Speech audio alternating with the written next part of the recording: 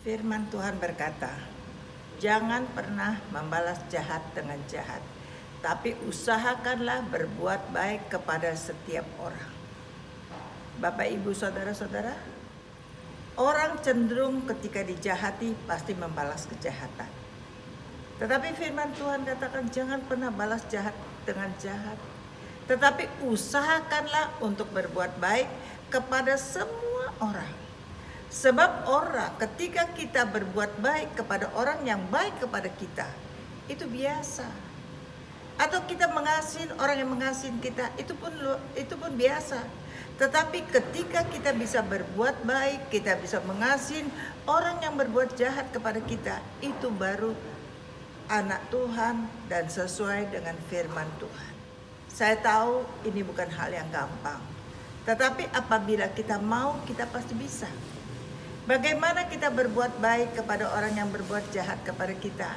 Bukan berarti kita bagi-bagikan uang kepada dia. Yang pasti kita berdoa, minimal kita bisa berdoa untuk dia. Biar belas kasihan Tuhan turun atas dia. Biar Tuhan yang menjamah hati, pikiran, dan perasaannya. Biar Tuhan yang bekerja di dalam kehidupannya. Biar Tuhan yang mengampuni dia. Biar Tuhan yang memberikan kepada dia damai, sejahtera, sukacita. Ketika kita bisa lakukan hal ini, maka kita akan lihat di dalam setiap aspek kehidupan kita, apapun yang kita lakukan, Tuhan akan campur tangan. Kalau Tuhan campur tangan dan turut bekerja atas apapun yang kita lakukan, saudara-saudara, kita akan melihat mujizat demi mujizat terjadi di dalam kehidupan kita.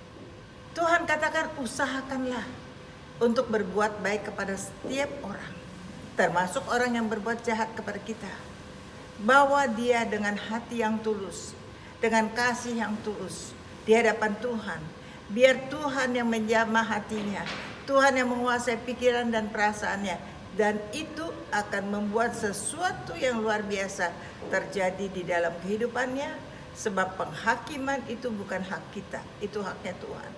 Ketika ketulusan kita lakukan, Tuhan memberkati dia. Sembari Tuhan memberkati dia, Tuhan akan memberkati kita lebih dan lebih dan lebih lagi. Saya mengalaminya di dalam hidup saya. Contoh aja yang baru-baru ini. Ketika saya bangun kos-kosan saya, ada tetangga yang merasa tersaingin. Dia lakukan banyak hal yang mengganggu di dalam proses pembangunan itu. Dan suatu hari dia panggil saya. Dia katakan kepada saya, "Ibu bangun ini, bagaimana akses masuknya? Ini ibu mau bikin jembatan. Jembatan ini tidak akan bisa. Kalau ibu bangun jembatan ini tanpa izin PU dari sungai, maka itu akan dibongkar semuanya. Maka ibu kalau bangun ini semuanya, ibu tidak punya akses." Saudara-saudara, ketika saya dengar itu, saya benar-benar kaget. Dan saya mengucap syukur Tuhan, terima kasih Tuhan. Melalui dia, Tuhan ingatkan saya untuk mengurus izinnya dengan baik.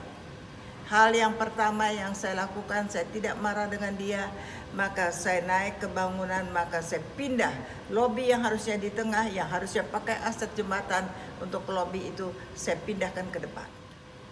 Setelah itu saya mengambil keputusan untuk Pro SL yang ada di depan, yang tadinya harus saya perpanjang karena habis di April tahun 2021, maka saya putuskan untuk tidak diperpanjang. Itu untuk jadi akses. Semuanya saya rubah dan saya mulai, karena dia katakan kalau urus harus ada jembatan, jalan kaki pun namanya jembatan, harus diurus. Dan saya mulai mengurus ke PU, kebetulan orang itu dia kerja di PU juga, dia satu kepala bagian ke bagian sungai, di situ ditolak. Dan ketika ditolak, saya mengangkat tangan di hadapan Tuhan.